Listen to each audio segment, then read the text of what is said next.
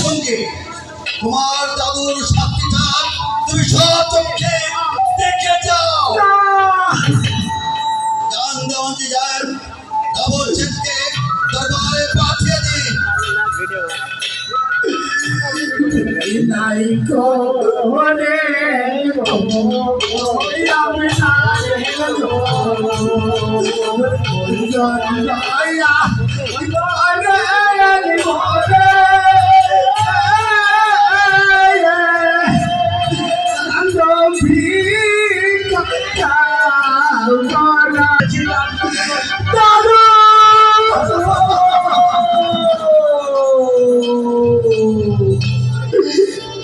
তুমি আজ কোথায় দাদু? আমাকে রেখে তুমি কোথায় চলে গেলে দাদু? বলো বলো দাদু বলো। এবার আমি কাকে দিয়ে বেঁচে থাকবো? বলো বলো দাদু বলো। কার করুণা চড়ার বিশ্বাসী কে কে সেই নির্যাতিত নারী? মালা মালা তুমি শোনে চলে ও কুমার গো কুমার বলে মারে পাচ্ছি না যুবরাজ। আপনি বলুন যুবরাজ, এখন আমি কি করবো? পিতা এই নারীর যে আজ আর কিছুই নেই, সে সর্বহারা পথের ভিখারি পিতা।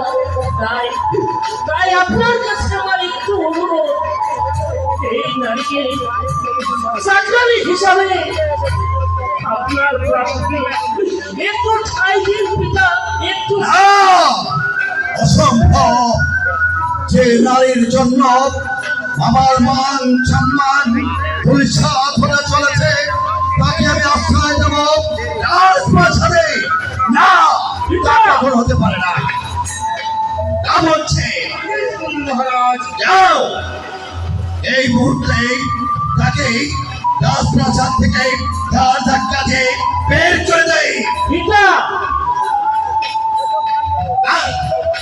আর তুমি যদি তার প্রতিবাদ করতে চাও তবে তোমাকে হচ্ছে পথে নেমে যেতে হবে। নিয়ে যাও না বলছে। না, সে যাবে না। যাবে না? না, সে যাবে না। সে আমাদের এই প্রাসাদেই থাকবে। তাকে আমি পথে নেমে যেতে দেব না। তাহলে তাহলে যে তোমাকে উভয় তার সাথে পথে নেমে যেতে হবে। পুত্র বলে আমি তোমাকে ক্ষমা করবো না। বেশ, তাই যদি হয় আমি আজ মালার হাত ধরে এই প্রাসাদ ছেড়ে চলে যাচ্ছি।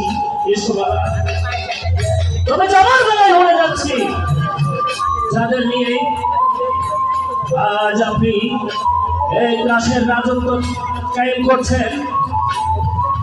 অনেক পর সে রাজত্ব আর আপনার থাকবে না। সেদিন এই ফুলের জন্য আপনাকে অনুতাপে না করে জ্বলে ফুলে পড়তে হবে পিতা, জ্বলে ফুলে পড়তে হবে। এসো বাবা, চলে এসো, চলে এসো বাবা, চলে এসো। মহারাজ, প্রেমের কি পরিহাস!